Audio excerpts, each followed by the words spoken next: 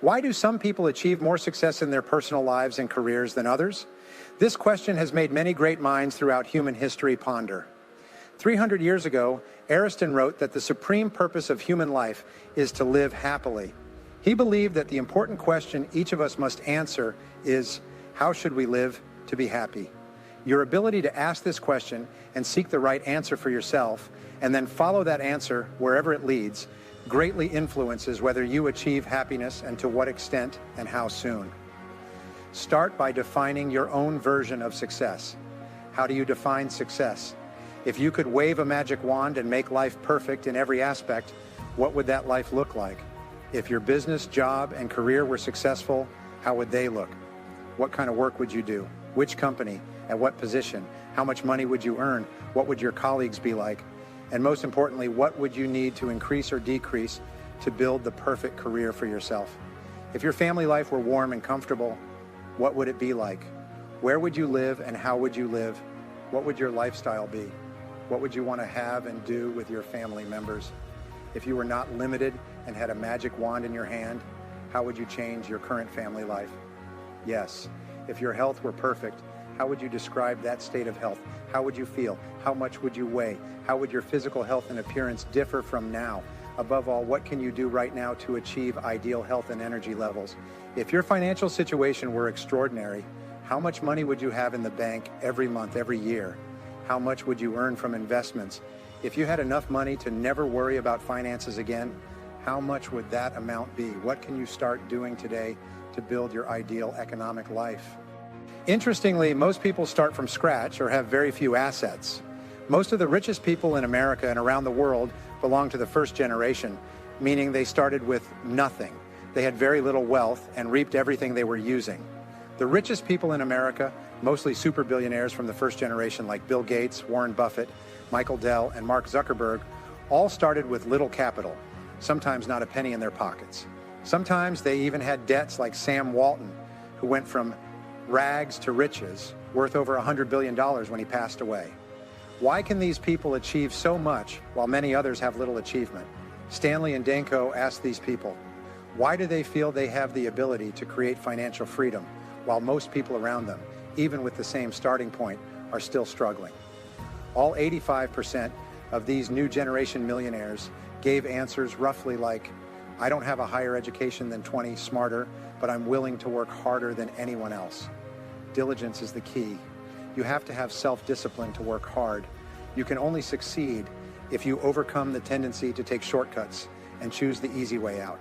You can achieve sustainable success only when you have the discipline to consistently make efforts over a long period of time.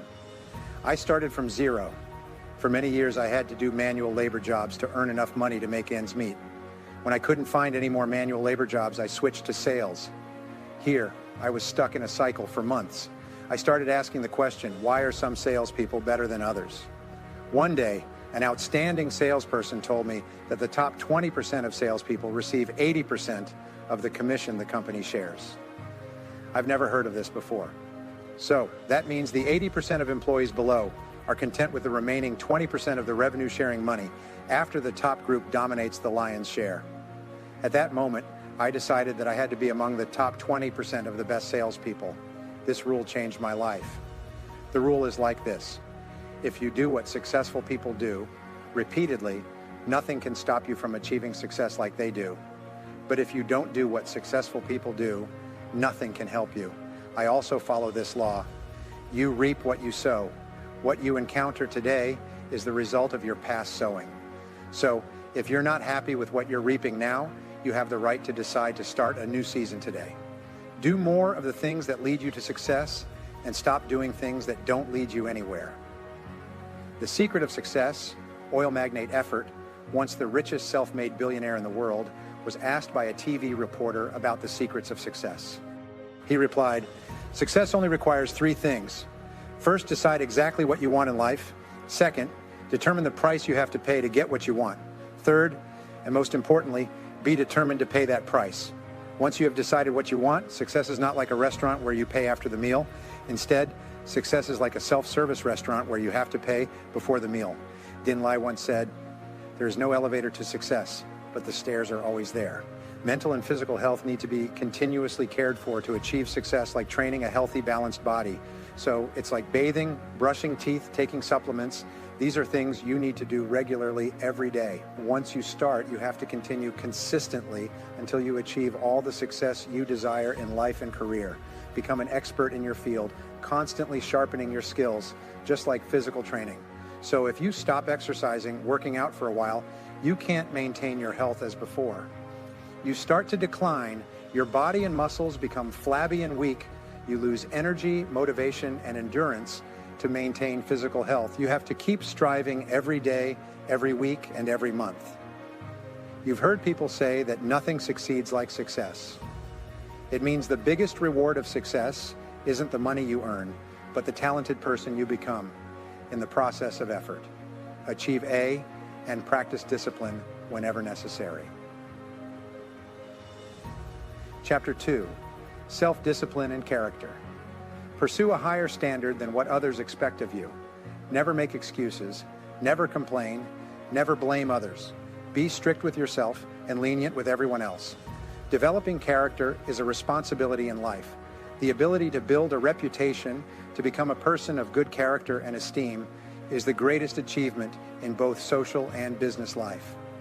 Your character today, the deepest essence of who you are, is the sum total of all your choices and decisions in life up to this point. Every time you make the right choice and act with integrity, you strengthen your character and become a better person. The opposite is also true. Every time you compromise, choose the easy way out, settle for mediocrity instead of what you know is right, you weaken and soften your character. Noble traits encompass a range of virtues and values that a person of good character typically possesses. Among them are honesty, integrity, kindness, tolerance, gentleness, perseverance, and friendliness. However, when assessing the depth and strength of character, above all these values lies the most important virtue, integrity. More than anything else, your level of integrity to live authentically with yourself and others will define your character in some way. Integrity is truly the value that underpins all other values. When your level of integrity is high, you will be more authentic with yourself and tends to live in alignment with all the other values you admire and respect. However, becoming a person of good character requires you to have very high self-discipline, to have a strong will. Only then can you consistently do the right thing in every situation. You must have both discipline and willpower to resist the lure of quick money, choosing the easy way out, or acting for short-term gains in life. It's a litmus test to assess who you truly are in the depths of your soul. Wisdom can be gained through self-study and reflection, but character can only be forged through the give and take of daily life. When you're forced to choose and decide among various possibilities and temptations, learning about the values you admire, you come to know about values by focusing on them. The law of focus. Whatever you pay attention to tends to grow in your life, meaning when you learn about and read stories about people embodying the kind of values you admire and respect, then reflect on those stories and actions. Those values will become deeply ingrained in your mind. Once these values are programmed into your subconscious, you'll naturally respond in accordance with those values. In crucial situations, the core of character is truthfulness. Every time you speak the truth, no matter how inconvenient it may be, you feel better about yourself and perceive the respect of those around you. One of the highest compliments you can give to someone is to say that he or she always speaks the truth. Lead by example to the person you admire the most. The majority of your character is shaped based on the role model you admire the most. Even if they are still alive or have passed away, whoever they are, take a look back at your past, your life. List the people you admire the most, and right next to their names, write down the virtues or values that you consider to be their most exemplary traits. If you could spend an afternoon with anyone, whether living or deceased, who would you choose? Why would you choose that person? What would you discuss during that afternoon? What questions would you ask? Or what would you want to learn from them? Reflect on this. Why would that person want to spend an entire afternoon with you? What qualities and values have you cultivated to make yourself valuable and interesting? What helps you to consistently practice the values that you respect? You develop values by practicing. When a problem arises, people tend to automatically react based on the highest values they have developed. Up to that point, we build values by repetition, by acting on a certain value time and time again until it becomes an ingrained habit, and we will automatically perform it. Character-trained individuals will act in accordance with their highest values. and they do so without thinking or contemplating. They never question whether what they're doing is right or not. Trust is the deciding factor, and experience is the lubricant of human relationships. In places where there is a high level of trust between people, economic activity will flourish and opportunities will be evenly distributed among everyone. Conversely, in places with low levels of trust, economic resources are wasted on protecting people from theft and corruption, or there are simply no other economic resources available. Self-esteem, the inner mirror, the second part of character, is self-perception and reflection, especially before significant events occur. People tend to outwardly express themselves in the way they perceive themselves internally. This is often referred to as our inner mirror, where we fear that we might act in any way. When you perceive yourself as gentle, positive, honest, and possessing high integrity, you will project a greater source of power or capability. Others will respect you more. You feel more in control of yourself and the situation. Whenever you truly behave in accordance with your highest values, your self-image will improve. You perceive and think of yourself in a better light. You feel happier and more confident. Then your outward behavior and expressions will reflect your ever-increasing awareness of yourself as the best person you can become. People tend to accept your self-esteem. At least initially, if you perceive and think of yourself as an excellent person, possessing high qualities, then you will treat others with humility, kindness, and respect in return. They will also treat you as a person of honor and dignity. Self-esteem, the level of your self-love, the third part of character, is your self-esteem. This is how you perceive yourself, the core of your emotions. Your self-esteem is defined as the level of your self-love, but it's more than that. The more you perceive yourself as important and positive, when you truly see yourself as important and valuable, then you will treat others that way. They are just as important as your self-esteem, often defined by the appropriateness of your self-image. Try to shape your behavior according to your ideal self-image. Visualize the best person you can become.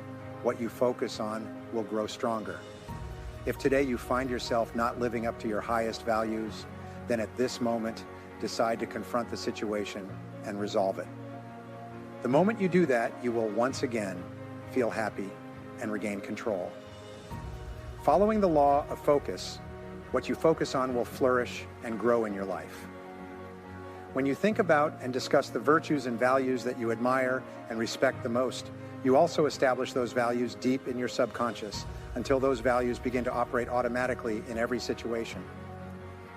Whenever you practice self-discipline and willpower to live in accordance with the values you most want to be known for, you quickly begin to tread the path of becoming a talented person.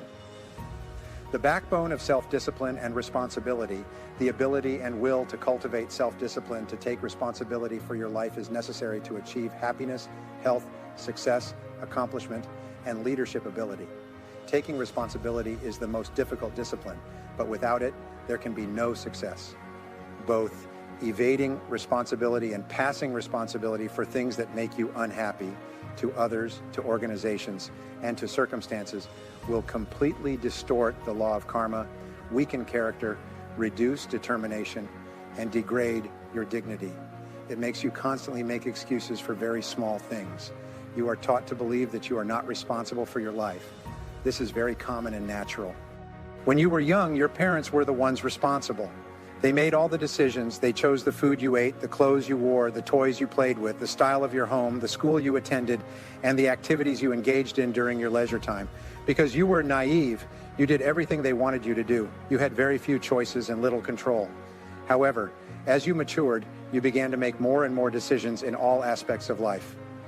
Nevertheless, due to the previous conditioning, you feel conditionally and subconsciously that someone else is still responsible for your life. There's always someone who can or should care for you. When things go wrong, everyone grown-ups believe that if something happens, someone else must be responsible, someone else must be blamed, someone else is the culprit, and they are the victim. As a result, most people increasingly blame everything unhappy in their lives, in the past and even the present. If we think that others are better than us for whatever reason, we unconsciously assume that we must be worse than them. If they are more valuable than us, it means we assume we are less valuable. This sense of inferiority or worthlessness is the root cause of problems in our lives as well as political and social issues worldwide at national and international levels. To escape from the feelings of guilt and worthlessness instilled in the aftermath of harsh criticism from childhood, we attack the world, attack people and situations whenever we are unhappy or dissatisfied with our lives. Our first reaction is to look around and ask, who should be blamed? This is where most religions teach the concept of sin, affirming that whenever there is a mistake, someone must take responsibility. Someone did something wrong, someone is guilty, someone must be punished. The entire concept of sin and blame leads to stronger emotions than ever: anger, resentment, and the experience of running away. Negative emotions, everyone desires the same thing, which is to live happily and benefit in the simplest way. This happiness blossoms when there are no negative emotions. When there are no negative emotions, what remains are positive emotions afterward. Eliminating negative emotions is your top priority if you want to achieve happiness. There are dozens of negative emotions, but the most common ones are guilt, hatred, resentment, and denial. But ultimately, they all converge into anger, either inwardly or outwardly. Anger turns inward when you suppress it instead of expressing it to others. In a constructive spirit, anger turns outward when you only like or attack others. Resolving negative emotions in the fastest and most reliable way to eliminate negative emotions: immediately take responsibility. Every time something happens and triggers anger or negative reactions in any form, you quickly neutralize that feeling by saying you're responsible for this conversation. The law of substitution states that you can use a positive thought to replace a negative emotion. Since you can only focus on one thought at a time, when you proactively choose positive thinking, saying you are responsible, you eliminate other thoughts or emotions that enter. At that moment, we can't both have a sense of responsibility and lead, keeping us from being able to both take responsibility and experience negative emotions. When we can't take responsibility without being calm, clear, positive, and focused, when you still blame others for something you don't like, you're still in a crackpot mindset. You will continue to see yourself as small and always needing help, like a victim. So you will still blame others. Naturally, when you start taking responsibility for everything that happens to you, you transform yourself into a confident and no longer victimized person. Never complain, never explain. The hallmark of a true leader, a truly noble person, is to take full responsibility for the situation. It's hard to imagine a true leader being whiny and complaining instead of taking action when faced with a problem or difficulty. This reaction may be a feature of a superior character. You take responsibility for your life by determining in advance that you will not be sad or angry about something you cannot influence or change. For example, you won't get angry about the weather or get upset about circumstances beyond your control. Furthermore, you especially don't allow yourself to be angry and unhappy in the present because of past unpleasant experiences or situations. You say, what can't be changed must be endured. It's astonishing how many people are unhappy in the present because of an event in the past, even an event that occurred many years ago. Every time they think about that negative experience, they become angry and melancholic. The good news is that you can always stop thinking, discussing, and reliving the past. You let go and start thinking about your unlimited goals and future. As Helen Keller said, when you focus on the sunshine, the shadows fall behind. Self-discipline, autonomy, and self-control all begin with you tempering your emotions. You take responsibility for your emotions by assuming 100% responsibility for yourself and your reactions to everything that happens to you. You stop making excuses, complaining, blaming, or liking others for anything. Instead, you say, I am responsible, and you act. In Chapter 4, Self-Discipline and Goals, the ability to cultivate discipline, to set clear goals for yourself, then strive to achieve them, is paramount. Every day will ensure your success more than any other factor. You need goals to accomplish worthwhile things in life. You've probably heard the saying, you can't hit targets you can't see. If you don't know where you're going, any road will take you there. As Groucho Marx said, you miss every opportunity you don't seize. Taking action and spending time deciding what you really want in each area of life can completely change your life. It seems that only 3% of adults write down their goals and plans, and the 3% group earns more money than the entire remaining 97%. Why? Well, The simplest answer is if you have clear goals and a plan to achieve them, then every day you are moving straight ahead on your goal path. Instead of being swayed by concerns and distractions, you increasingly focus on the straight path ahead from where you are to where you want to be.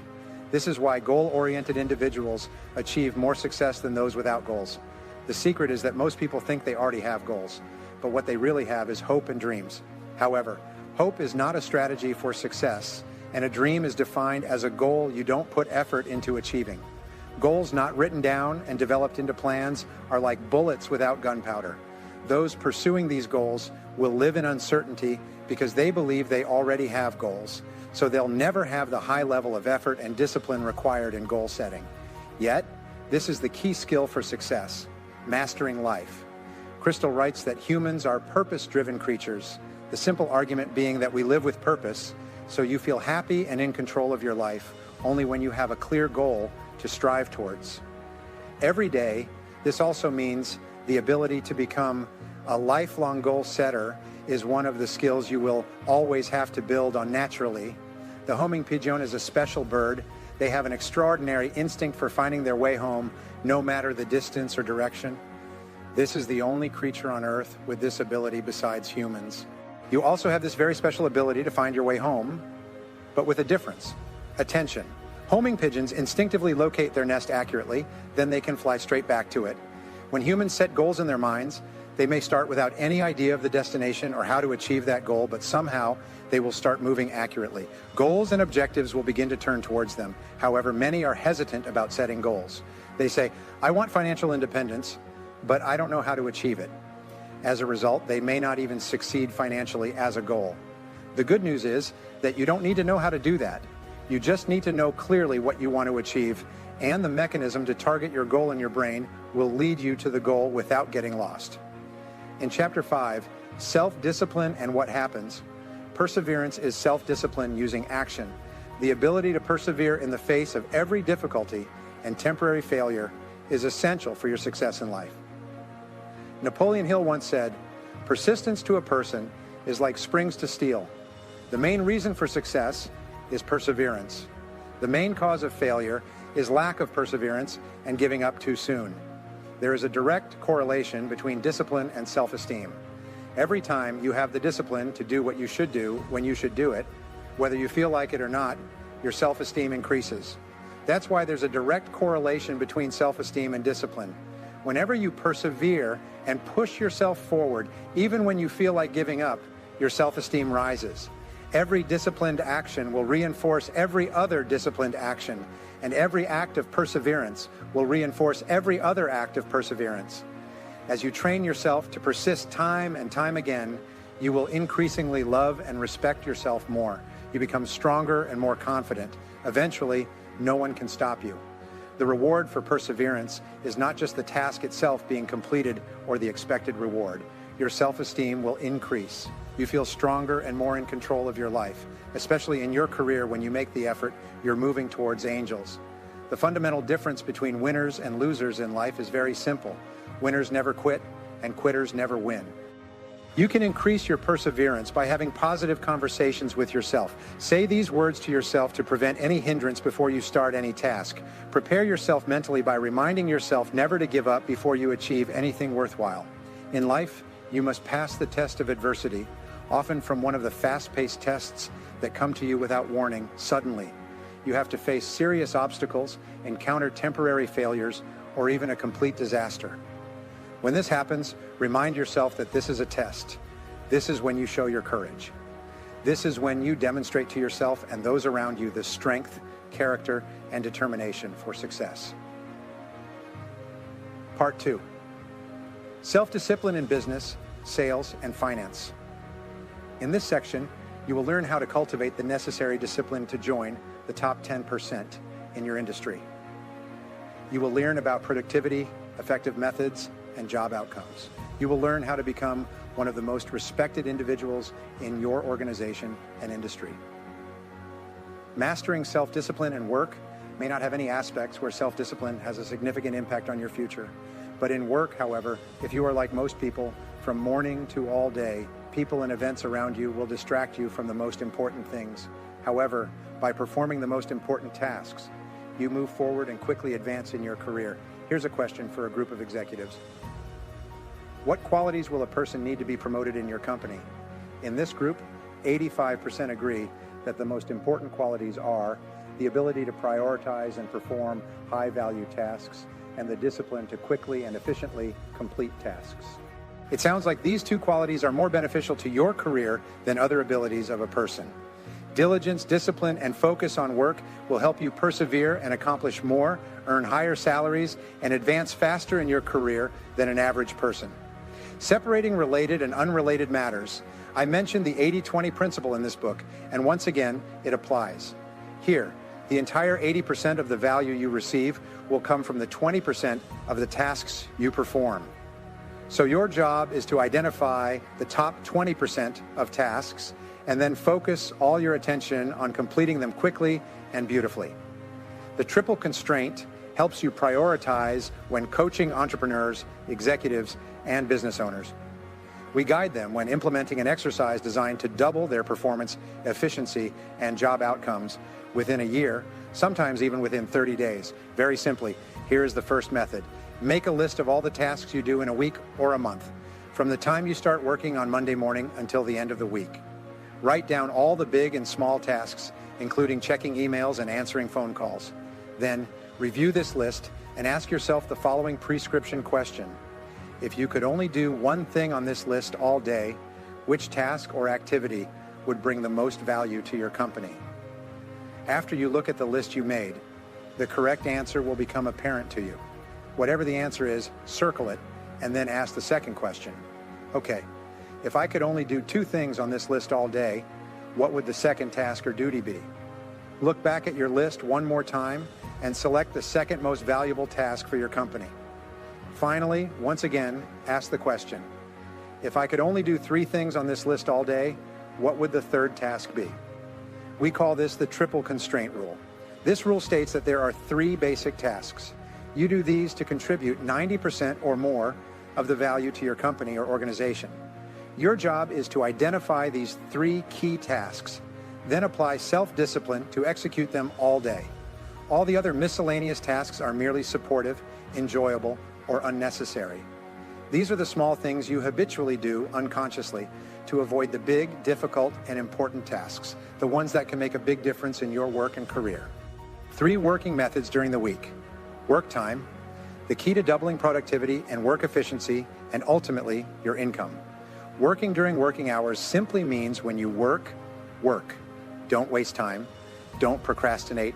Don't chat with colleagues or sit around leisurely drinking coffee. Don't read newspapers or browse the internet.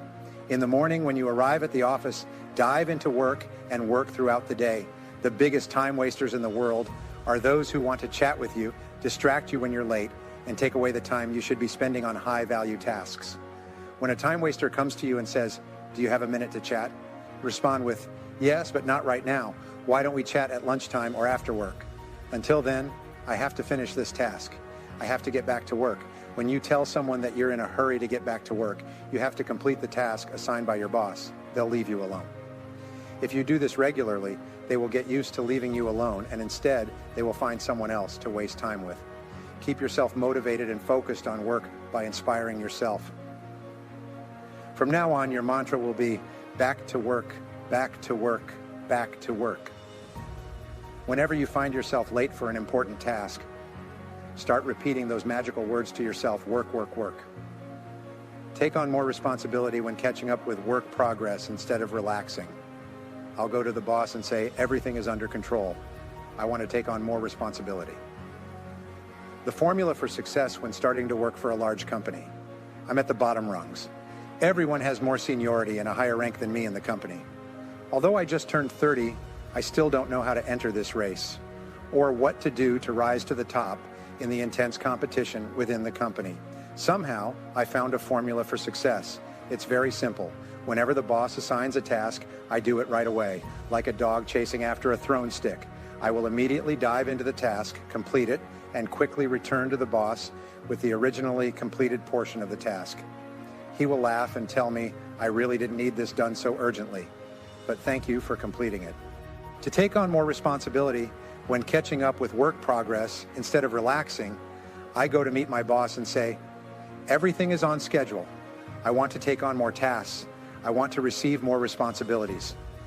Those words have become my mantra. I want to take on more responsibility.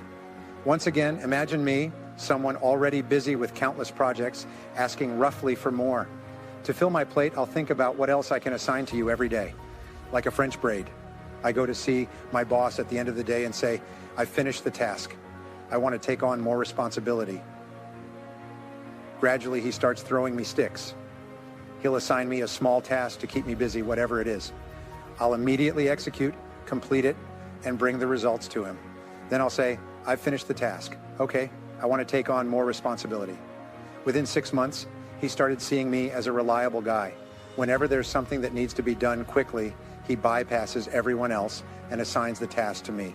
He knows that whatever he tells me to do, I'll quickly get it done.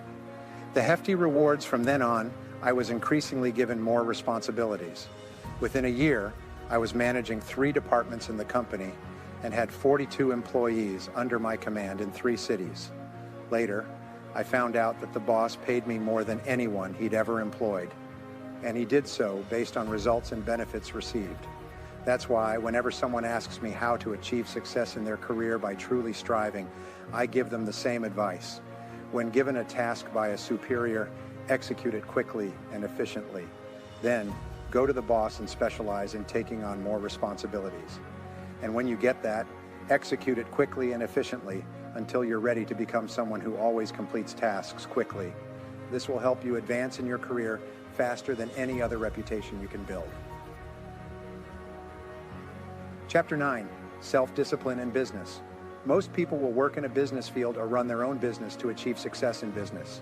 You must have a high level of discipline in every aspect of business activity, large and small. Without self-discipline and autonomy in business, no success can come to you. No activity requires more self-discipline than starting and operating a company.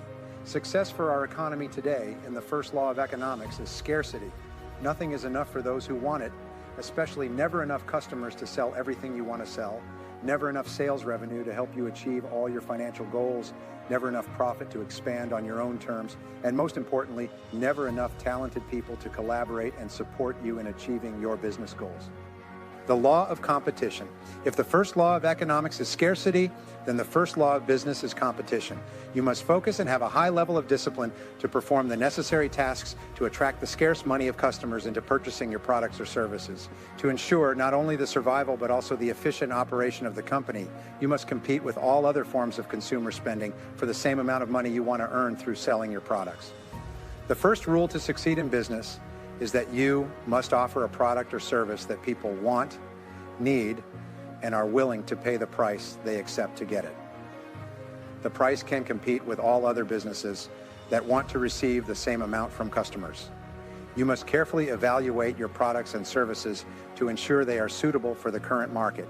This is the time when assumptions or incorrect conclusions can lead to business failure. The answer to this question is constantly changing because competition and customer tastes also change. Customers are always right. Every week, I talk to entrepreneurs who are dissatisfied with their population and profits. They assert that their products or services are excellent and that when consumed in much larger quantities, in each case, I must gently tell them that the only evidence that their products or services are truly attractive is that people are willing to buy them and then buy more, as well as invite their friends to buy them too. All 70% of your decisions in business are based on false premises. This is the average figure when starting a business. They start a new business, you might even be wrong more often. It is not uncommon for an entrepreneur to be wrong 90% of the time when starting their career. You must have a high level of self-discipline and excellent character to face the possibility that the assumptions and beliefs you trust the most may be wrong. Anyway, this discipline is essential. If you want to minimize thousands of losses and redirect your resources into providing customers with more of what they want, need, and are willing to accept, then today, all the rules of investing and starting a business require a high degree of optimism. You must believe in the future business operations of the company, as well as believe in your new products and services. You must be extremely confident in consumption to the point where you are willing to bear financial risks and invest many hours, weeks, or even years to achieve business goals. And you must do all of these things when there is no real guarantee that you will succeed. At the same time, you need to have the discipline to restrain your confidence to remain objective and realistic, because overconfidence in business can lead to mistakes in the win-loss money market and even bankruptcy. The goal of business is to satisfy customers. What is the goal of business? The goal of business is to create and retain customers in the most cost-effective way. Profit is not the goal of business. Profit is the result of creating and retaining an appropriate number of customers, those who bring integrated benefits after subtracting all costs. What is the accurate measure of the success of a group of businesses? The answer is customer satisfaction. All efforts and activities of your company must aim at the criterion: please the customer, satisfy the customer in a way that is better than any other competitor. What is the measure of customer satisfaction? The answer is the repeat purchase only when the customer buys your product again. Then you have demonstrated that you have fulfilled the promise to the customer when you invited them for the first time. The sale to a satisfied customer requires only 1/10 of the time and cost compared to the sale to a new customer. All successful businesses depend on doing business with existing customers to truly be a lesson that needs to be trained and practiced. What is the secret to long-term profitability? The answer is recommendation and referral. The basic question that helps determine the long-term success or failure of business is, with the experiences you have with us, do you recommend us to other customers or not? You can only survive and thrive when the majority of your customers are extremely satisfied with the product or service you provide, to the point where they will encourage friends and acquaintances to transact with you, because referrals from a satisfied customer make your sales easier by 15 times because of the sales call. Business based on referral is the key to unlocking your future. You need a high level of focus and discipline to develop and maintain customer care policies, make people buy from you, then buy more, and then refer you to their friends. The 10 commandments of selling, the most important factor in business is sales. Nothing happens until a sale is made. All factories, companies, offices, and enterprises shift into action only when someone somewhere conducts a sale with some target. Selling is one of the toughest professions in America, yet it is also the only profession that one can start with limited skills to achieve one of the highest incomes in the economy. The speed of sales is like driving on the Autobahn in Germany. There is no speed limit. You can go far and fast at your will by stepping on the accelerator of your ambition and determination to excel in the sales industry. Success or failure in business depends on you. Thousands of bankruptcies or defaults have been analyzed for many years to determine the reasons for their failures. After all the data has been sorted into research, nearly every business failure comes from one cause: low sales population. Conversely, whenever a successful company grows, earns profits, increases shareholder value, and provides more opportunities for more people, the reason lies in a high sales population factor. Everything else comes second. Most of your activities in business, whether increasing or decreasing sales, aspirations or agreements, or both attracting and retaining more customers or losing customers, all activities affect sales discipline in increasing sales population. Whether you are a salesperson or a business owner, you need self-discipline to focus on increasing the sales population from now on every business day. A group of researchers interviewed hundreds of directors and business owners and asked, how important is sales and marketing to your company? There are no exceptions. All responded that sales and marketing are absolutely essential to the survival and growth of the company. The researchers then conducted a study of the activities of these business owners and senior executives by monitoring how they spent their time in a month. At the end of that time, they completed the calculations and determined that a business owner or director, those who declared that sales are absolutely essential to survival and development, only spent 11% of their time on sales and marketing. The remaining time was spent on meetings, work discussions, paperwork, management tasks, meetings, lunch, and many other activities that did not contribute to increasing the sales population. If you're a sales manager or a business owner, you must cultivate self-discipline to focus the majority of your time and attention on driving your sales team. Once the required population is achieved, you should allocate 75% of your time to working with sales personnel and accompanying them to meet clients to introduce products and make sales. Handle your paperwork either before or after work hours. During working hours, from the moment you can meet clients, Dedicate yourself entirely to increasing the sales population. Chapter 12 on self-discipline and money spending will help you find happiness. As you become an adult and earn or receive money, this automatic reaction continues. Your first thought is how you can use this money to be happy. The starting point for achieving financial stability is having the self-discipline to adjust your attitude towards money. You need to tap into your subconscious and touch the ground every second, linking spending money with happiness. Then reconnect the thread of joy to the thread of saving and investing. From that moment, instead of saying, I feel happy when spending money, you will say, I feel happy when saving money to reinforce a change in mindset. Open a financial freedom account at the bank. This is an account where you will deposit money long-term. Once your money is deposited into this account, you resolve never to use it for anything other than achieving financial freedom. If you want to save money to buy a boat, 2 cars, open another account specifically for that purpose. Your financial freedom account is untouchable. You never touch it. Moving that money to invest to earn you higher returns, linking joy to saving. When you start saving this way, something magical happens within you. You begin to feel happy having money in the bank, even when you open an account. Just $100 in it makes you feel more independent and empowered. You feel happier about yourself, as the action of disciplining yourself to save money will make you feel stronger and more in control of your destiny. Every time there's extra money, deposit it into your financial account. Eventually, your financial freedom account will start to thrive. Then, as it grows, you'll activate the law of attraction and the law of accumulation, because the amount in your account triggers emotions. By your own thoughts and feelings, it will create a magnetic energy field to attract more money.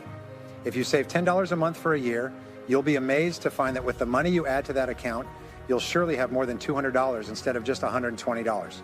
If you save $100 a month, you're sure to have $2,000, the law of accumulation. If every great achievement is the accumulation of many small achievements, the law of attraction will attract into your life things in harmony with your dominant thoughts. Thanks to these laws, your financial freedom account will begin to grow with compound interest exponentially. The more money you have in your account, the more energy it generates, and the more money is attracted into your life. You've heard it said that you need money to make money. This is true. As you begin to save and accumulate money, the universe starts attracting more and more money to you so that you can save and accumulate. All those who regularly practice the principle of saving are completely amazed at how quickly their financial luck changes for the better. But once you adjust your attitude toward money, the rule to financial stability is paying yourself first. Most people save whatever is left after deducting monthly expenses. If they have any left over, the secret is to pay yourself first above all else with every dollar you receive. A lifelong truth about saving is that if you save 10% of your income from the time you receive your first paycheck until retirement, you will achieve financial stability, if not wealth. However, financial advisors today recommend saving 15 to 20% of your income to achieve financial independence goals. Anything less puts you at risk of being short on money in old age. When we suggest to people that they need to start saving 10% of their income, they shake their heads. Today, people live, spend what they earn. They don't go back to anything bad. People are also drowning in debt. The idea of saving 10% of income without punching someone in the face seems impossible. But there's a solution to this problem. Starting today, save 1% of your income and learn to live with the remaining 99%. This is an amount you can handle. This is a number you can remember. You just need a little self-discipline and a little delay in satisfaction to save 1% each month. You earn $3,000 a month, 1% is $30 a month, or just $1 a day. Every day, go home and put your daily savings into the box. Once a month, take that accumulated savings to the bank and deposit it into your financial freedom account. This may seem like a small start, but remember that a journey of 1,000 miles begins with a single step. Before you know it, you will comfortably live on 99% of your income. Then increase your savings rate to 2% of your monthly income. Then you will adjust your lifestyle to fit 98%. Not long after, this will become a habit. You will find that living on 98% of your income is natural and easy. From month to month, increase your savings rate by 1%. By the end of the year, you will surely save 10% of your income. Then, another memorable thing will begin to happen. Your expenses will gradually decrease as you become aware of saving money and move towards financial independence. You will become wiser and more thoughtful about every expense. You will find yourself spending less and eventually paying off debts. Yes, from month to month, the old 13 rules of self-discipline and time management probably have no aspect of life where self-discipline is as important as in managing your time. Time management is a core part of determining the quality of your life. As Peter Docter said, you can't manage time, you can only manage yourself. Time management is managing life, managed from self-management, not time or circumstances. Time is something that will self-deplete. We cannot reclaim it. Time is irreplaceable. Nothing can substitute for it. Time is irreversible. Once it has passed or been wasted, you will never get it back. Ultimately, time is the most essential element in achieving any accomplishment. For every achievement, every outcome, every success, time is required. You cannot save time. The truth is, you cannot save time. You can only change how you use it. You can only allocate the use of time from low-value areas to higher-valued areas. This is the secret to success, and it also requires self-discipline and time management. Time management is the ability to select a sequence of events by applying disciplined thinking to the issue of time. You can choose what to do first, what to do next, and what needs to be done. And you are always free to choose. You need a high degree of self-discipline to overcome procrastination and hesitation. Without it, most people on the road to success flounder. A Native American once told me, procrastination is a thief of dreams. The rule of the Pareto principle, the 80-20 rule, states that 20% of what you do produces 80% of what you achieve. This means that 80% of what you do only produces 20% of the value or less of what you achieve. The core of time management is that you must have self-discipline to reach clear goals and then stick to those goals. You must consciously choose and focus on the most important and valuable task to be done at any given time. Then train yourself to focus on that task with discipline. Maintaining focus. The law of efficiency dictates that you will never have enough time to do everything, but there will always be enough time to do the most important things. Below are questions you ask yourself to keep yourself focused and prioritize the most important tasks, activities, and responsibilities. Firstly, why am I being paid? What specific tasks am I here to perform? What results am I expected to produce? You must answer these questions clearly. Discuss with others or ask your boss. Or do I need to achieve significant results in which area of all the tasks I do? What is the most important result that I am expected to achieve in my position? And which of my activities brings the highest value in all the things I do? Which work contributes the most value to the company and to myself? What work can only I do, and once done well, will make a difference? Currently, how to use time most valuable to me? Starting today, you should apply the key principles in time management to all areas of life. Apply to work, family, health, diet, exercise, decision-making, and financial activities. No excuses. You need a high level of discipline to set priorities and then follow up on those priorities. You must continually practice discipline and willpower to overcome the habit of procrastination that most people face. However, the more self-discipline you have to use your time effectively, the happier you will feel, and the better your quality of life will improve in every aspect. Part 3. Self-discipline and the beauty of life. The ultimate goal in life is to live happily. No one else can do this for you. Publishing this personal desire is the motivation behind every action. Furthermore, happiness is richer in emotions and spirit than having material possessions. In this section, you will understand how applying discipline to the most important aspects of life can bring you more joy and satisfaction than any other quality. Self-discipline and happiness. The ability to achieve happiness for yourself is the true measure of success in your life. Nothing is more important than that. Nothing can replace it. If you have all material possessions but cannot be happy, then you have truly failed to realize your full potential in life. You are truly happy only when you have self-discipline, autonomy, and self-control. Only when you feel in control of yourself can you truly be content for the reason to be happy. The gap between the current situation and the conditions or circumstances that you feel you need to be happy will determine whether you are happy or not. This is a matter of your own assessment and decision-making. There is a saying, success is getting what you want, happiness is wanting what you have. When your income and lifestyle match your goals and expectations, and you are satisfied with your situation, then you will feel happy. On the other hand, if for some reason your current circumstances differ from what you truly desire and expect, then you will not be satisfied and also not happy. This satisfaction can change constantly when new. Starting a $50,000 a year income business may be a great achievement, but once you have achieved that goal, you start to feel unhappy. Yeah, you're not making $100,000 or more. Some people are not satisfied even when making millions of dollars a year. The interesting thing about happiness is that it is not a goal you can aim for. Achieving happiness is a byproduct that appears when you wholeheartedly pursue something that you truly enjoy, with the company of those you love and respect. Ingredients for happiness, health, and energy. Perhaps this is the most important factor in a beautiful life. Throughout our lives, we strive for it. Only when you truly enjoy abundant health and a continuous flow of energy can you truly feel happy. In many cases, health is an overlooked need, meaning you don't think much about your health until you lack it. For example, you don't think about teeth until you have a toothache. You don't think about your body until you're somewhere on it or in good relationships. According to Austin, 85% of your happiness or unhappiness comes from your relationships with others. Humans are social animals. We are designed to operate in society, work, and live with others. At a certain stage in life, in order to truly be happy, you must be fully engaged in your life, doing things that make you active and fulfilled. If you're working to make a living, you have to do work that you love, do it well, and be paid well for it. Financial stability. Some of the greatest fears we experience are fear of loss, failure, and poverty.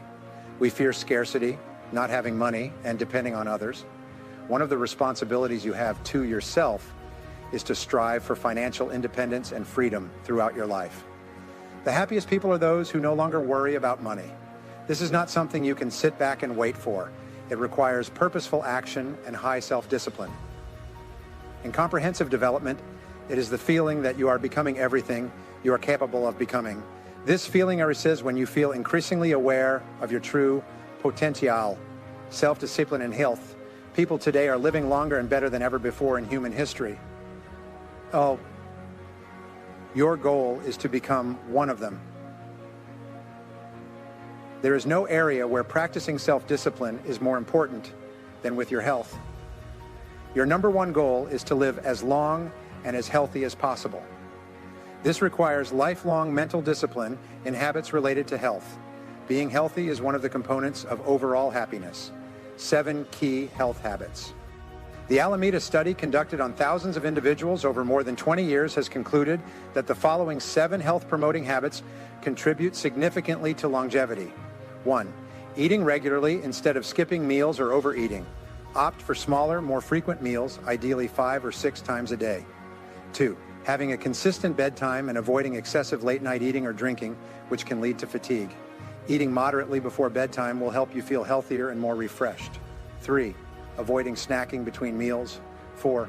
Regular physical exercise, ideally around 30 minutes a day or 200 minutes a week.